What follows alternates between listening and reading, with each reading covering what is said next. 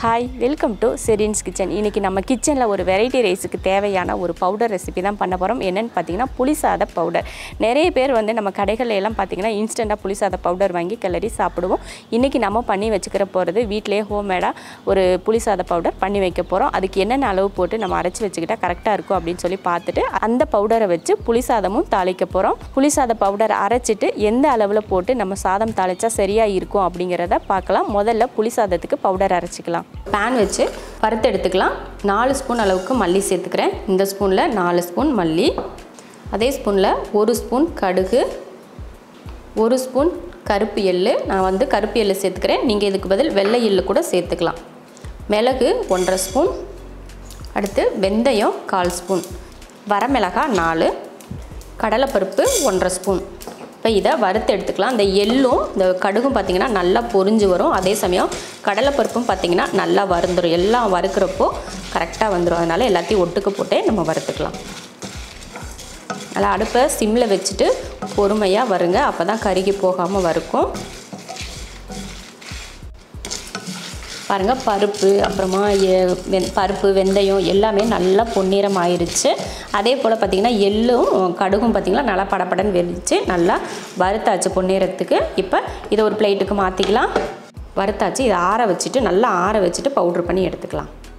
மசாலா வந்து நல்லா ஆறிடுச்சு. இப்போ இதை மிக்ஸி ஜாரில் போட்டு அரைச்சி எடுத்துக்கலாம்.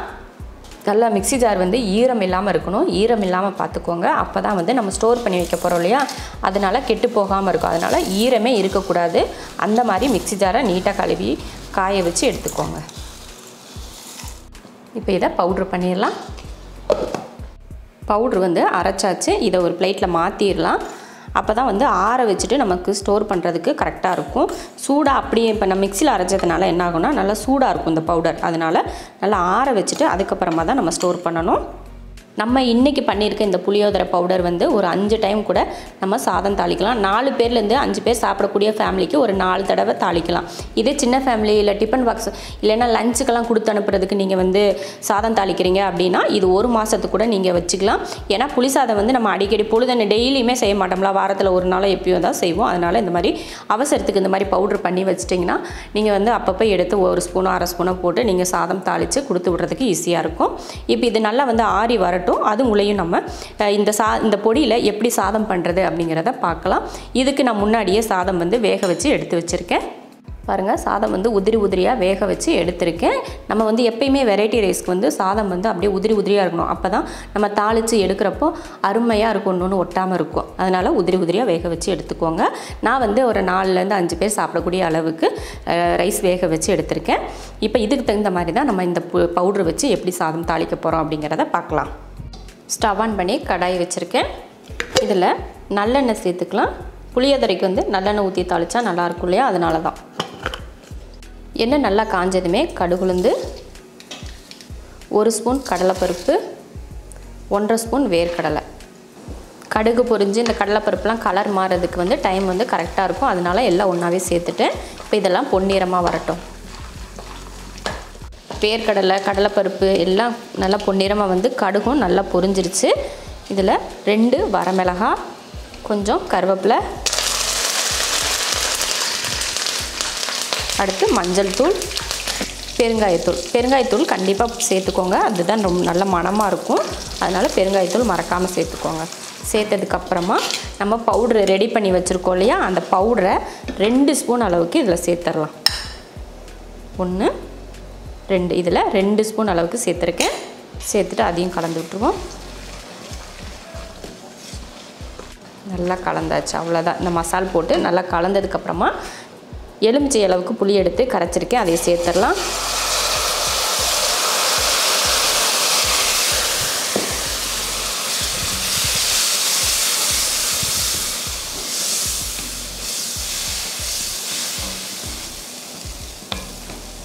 அடுத்து தேவையான உப்பு. நம்ம ரைஸில் வந்து உப்பு போட்டு தான் வேக வச்சுருக்கோம். இருந்தாலும் இப்போ இந்த புளி காய்ச்சலுக்கும் கொஞ்சம் உப்பு சேர்த்துக்கணும். அப்போ தான் நம்ம கிளறி வரப்போ 2க்கும் சரியாக இருக்கும். இப்போ இது நல்லா கலந்தாச்சு பாருங்கள். இது நல்லா கொதித்து வெந்து வற்றி நல்லா எண்ணெயும் அந்த மசாலாவும் தனித்தனியாக பிரிஞ்சு வரணும். அது வரைக்கும் இது கொதித்து வேகட்டும். பாருங்கள், நல்லா எண்ணெய் தனியாக அந்த மசாலா தனியாக பிரிஞ்சு வந்துடுச்சு பார்த்தீங்களா? அவ்வளோதான். அதிகமாக இருக்குது அப்படின்னு நினச்சிங்கன்னா கொஞ்சமாக எடுத்து வச்சுட்டு அதுக்கப்புறமா நீங்கள் கிளறிக்கலாம். இப்போ நான் அடுப்பை வந்து சிம்மில் வச்சுட்டேன். நம்ம வந்து கரெக்டாக 4 பேர் அந்த நம்ம செஞ்சு வச்சுருக்க சாப்பாடுக்கு இது வந்து கரெக்டாக இருக்கும். அதனால் நான் தனியாக எடுத்து வச்சுக்கல. உங்களுக்கு நிறையா இருக்கிற மாதிரி இருந்தால் கொஞ்சம் எடுத்து வச்சுட்டு அதுக்கப்புறம் சாதம் போட்டு கிளறிக்கோங்க. அடுப்பை சிம்மில் வச்சுட்டு இப்போ சாதத்தை இதில் போட்டுக்கலாம்.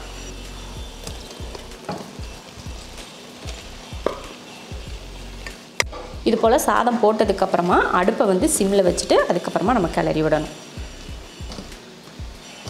உப்பெல்லாம் சரியாக இருக்கான்னு பார்த்துக்கோங்க. இந்த மாதிரி கிளறப்பவே நமக்கு தெரிஞ்சிடும் உப்பு எப்படி இருக்குன்னு சொல்லிட்டு. அப்போ கொஞ்சம் உப்பு வந்து கொஞ்சம் மேலே தூவிட்டு அதுக்கப்புறமா நம்ம கிளறி விட்டுக்கலாம்.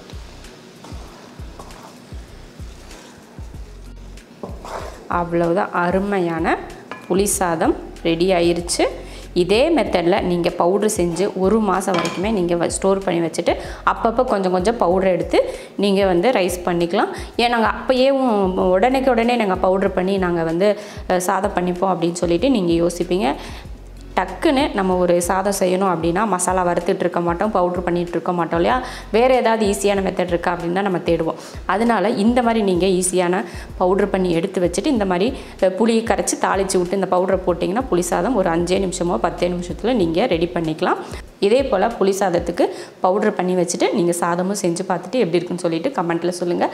பிடிச்சிருந்தா லைக் பண்ணிவிட்டு ஷேர் பண்ணிவிட்டு நம்ம ஷெரின்ஸ் கிச்சன் சேனலை சப்ஸ்கிரைப் பண்ணி பக்கத்தில் இருக்க பெல் ஐக்கானை கிளிக் பண்ணி வச்சுக்கோங்க.